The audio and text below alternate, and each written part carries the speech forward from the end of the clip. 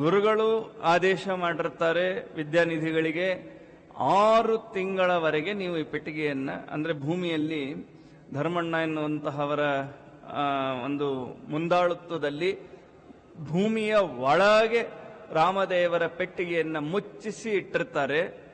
6 ತಿಂಗಳವರೆಗೆ ನೀವು ಇದನ್ನ ತೆಗೀಲಿಕ್ಕಿಲ್ಲ ಅಂತ ಯಾರು ರಾಮಚಂದ್ರ ತೀರ್ಥರು ಆದೇಶವನ್ನ ಮಾಡಿರ್ತಾರೆ. ಇದರ ಬಗ್ಗೆ ಒಂದು ಸಣ್ಣ ಪ್ರಶ್ನೆಯನ್ನ ವಿದ್ಯಾನಿಧಿಗಳು ಮಾಡೋದಿಲ್ಲ. ನೋಡ್ರಿ, ಎಂಥದ್ದು ವಿದ್ಯಾನಿಧಿಗಳ ದೀಕ್ಷೆ, ಗುರುಭಕ್ತಿ. ಎಲ್ಲೋ ಒಂದು ಚೂರು ನಮಗೇನೋ ಗುರುಗಳು ಎಲ್ಲಾರನ್ನೂ ಮಾತಾಡಿಸಿ ಎಲ್ಲಾರ್ಗೂ ಏನೋ ಬಡಿಸ್ತಿರ್ತಾರೆ, ಸ್ವಾಮಿಗಳು ಸ್ವೀಟ್ ಗೀಟ್ ಹಾಕ್ತಿರ್ತಾರೆ. ಏನೋ ಅವಸರದಲ್ಲಿ ನಮ್ದೊಂದು ಎಲೆ ಮರ್ತು ಹೋಗ್ಬಿಟ್ರು, ಅಥವಾ ಹಾಕಿದ್ರು ಪಕ್ಕದವನ್ ಮಾತಾಡ್ಸಿದ್ರು ನಮ್ಮನ್ನ ಮಾತಾಡ್ಸಿಲ್ಲ, ಅಷ್ಟಕ್ಕೆ ಸಿಟ್ಟು ಮಾಡ್ಕೋತೀವಿ, ಬೇಜಾರು ಮಾಡ್ಕೋತೀವಿ. ಸ್ವಾಮಿಗಳಿಗೆ ನಮ್ಮ ಮೇಲೆ ವಿಶ್ವಾಸವೇ ಇಲ್ಲ, ಪ್ರೀತಿಯೇ ಇಲ್ಲ, 100 ಮಾತಾಡಿಬಿಡ್ತೀವಿ. ಈಗೀಗಂತೂ ಆ ತರಹದ ಭಾವನೆಗಳು ಹೆಚ್ಚಾಗತ್ತೆ. ಯಾವಾಗ ಈ ಮೀಡಿಯಾಗಳು, ಈ ಎಲ್ಲಾ ಫೋಟೋ ವಿಡಿಯೋಸ್ಗಳೆಲ್ಲ ಜಾಸ್ತಿ ಆಯ್ತು, ಹೆಚ್ಚು ನಮ್ಮ ಜೀವನ ಎಲ್ಲ ಅವುಗಳಿಗೆ ಮೀಸಲಾಗಿ ಹೋಗ್ಬಿಟ್ಟಿದೆ. ಒಳಗೇನಿರೋದೇ ಇಲ್ಲ. ನಾವು ನೋಡ್ತೀವಿ, ಆಷಾಢ ಏಕಾದಶಿ ಎಷ್ಟು ಜನ ಸ್ಟೇಟಸ್ ಇಟ್ಕೋತಾರೆ.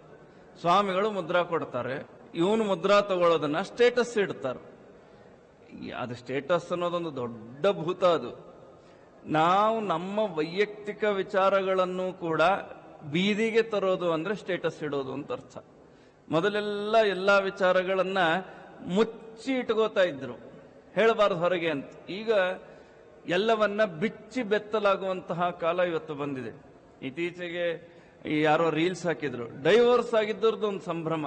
ಅದನ್ನೆಲ್ಲ ಈಗ ಅದೊಂದು ಈ ವೆಡ್ಡಿಂಗ್, ಪ್ರೀ ವೆಡ್ಡಿಂಗ್ ಶೂಟ್ ಮಾಡ್ಕೊಂಡ ಹಾಗೆ ಡೈವೋರ್ಸ್ ಒಂದು ಶೂಟ್ ಮಾಡಿ ಹಾಕ್ತಾರೆ.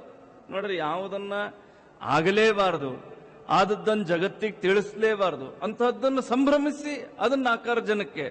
ಯಾರು 4 ಜನ, ಯಾರವರು, ಯಾರು ನೋಡ್ತಾರೆ, ಯಾರೇನ್ ಮಾಡ್ತಾರೆ, ಸಂಬಂಧವೇ ಇಲ್ಲ. ಎಷ್ಟೋ ನಮ್ಮ ವಿಷಯಗಳಿವತ್ತು ಅನಾವಶ್ಯಕವಾಗಿ 4 ಜನಕ್ಕೆ ತುತ್ತಾಗ್ತಾ ಇದೆ.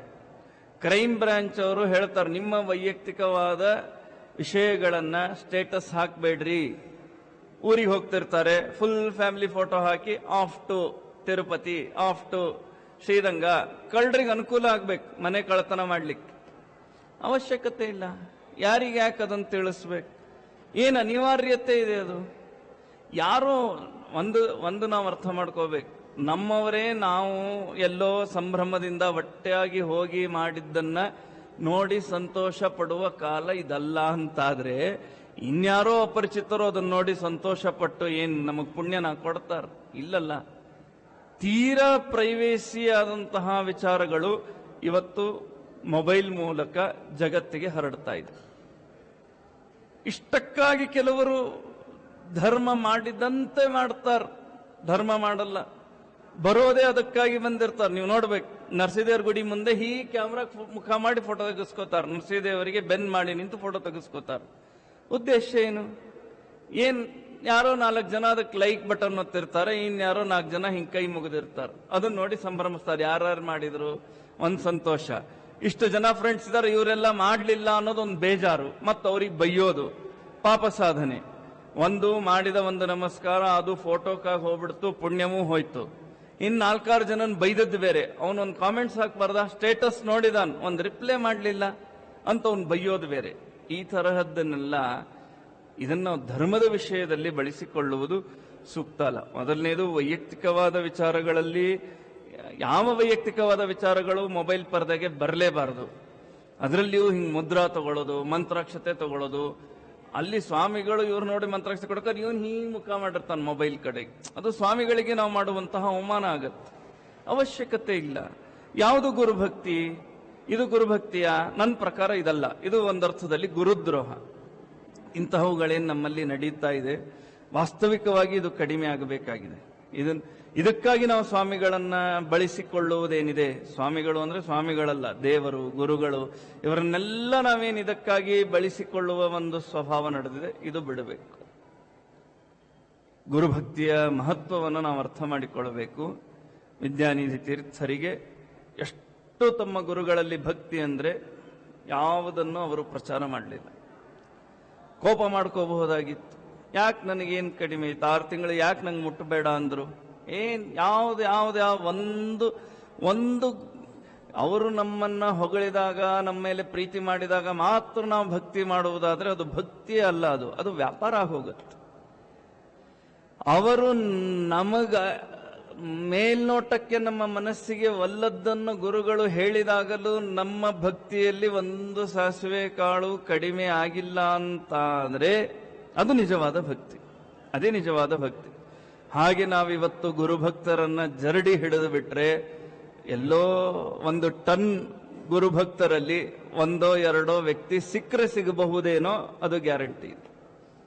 ಜರಡಿ ಹಿಡಿಲಿಕ್ಕೆ ಸಾಧ್ಯ ಇಲ್ಲ. ಹಿಡಿದ್ರೆ ಮಾತ್ರ ನಾವೆಲ್ಲ ನಾಟಕೀಯ ಗುರುಭಕ್ತರ ಅಂತ ಅನಿಸಿಬಿಡತ್ತೆ. ನೋಡ್ರಿ, ವಿದ್ಯಾನಿಧಿಗಳಿಗೆ ಎಷ್ಟು ದೀಕ್ಷೆ ಇದೆ ತಮ್ಮ ಗುರುಗಳ ಬಗ್ಗೆ, ಎಷ್ಟು ವಿಶ್ವಾಸ, ಎಷ್ಟು ಭಕ್ತಿ. ಇಷ್ಟು ಅವರು ಆದೇಶ ಮಾಡಿ ಹೋದ್ರೆ ಅಷ್ಟು ಆದೇಶವನ್ನ ಚಾಚೂ ತಪ್ಪದೆ ಮನಸ್ಸಿನ ಒಂದು ಮೂಲೆಯಲ್ಲಿಯೂ ತಮ್ಮ ಗುರುಗಳ ಬಗ್ಗೆ ಒಂದು ಸಣ್ಣ ಅಪಸ್ವರದ ಭಾವನೆ ವಿದ್ಯಾನಿಧಿಗಳಿಗೆ ಸುತರಾಮ್ ಬರಲಿಲ್ಲ. ಇದು ಗುರುಭಕ್ತಿ. ಇದನ್ನು ನಾವು ಈ ಗುರು ಪರಂಪರೆಯಿಂದ ನಾವು ಕಲಿಯಬೇಕಾದದ್ದೇನು? ಭಾಗವತದಲ್ಲಿ ಒಂದು ಮಾತು ಬರುತ್ತೆ. ನಾವು ಭಾಗವತವನ್ನ ಕೇಳ್ತೀವಿ. ಅನೇಕ ಜನ ಇದನ್ನ ನಂಬರ್ಗಳನ್ನ ಲೆಕ್ಕ ಇಟ್ಟುಕೊಂಡಿರ್ತಾರೆ. ಇವತ್ತು ಕೇಳೋದು ಕಡಿಮೆ ಆಗಿದೆ.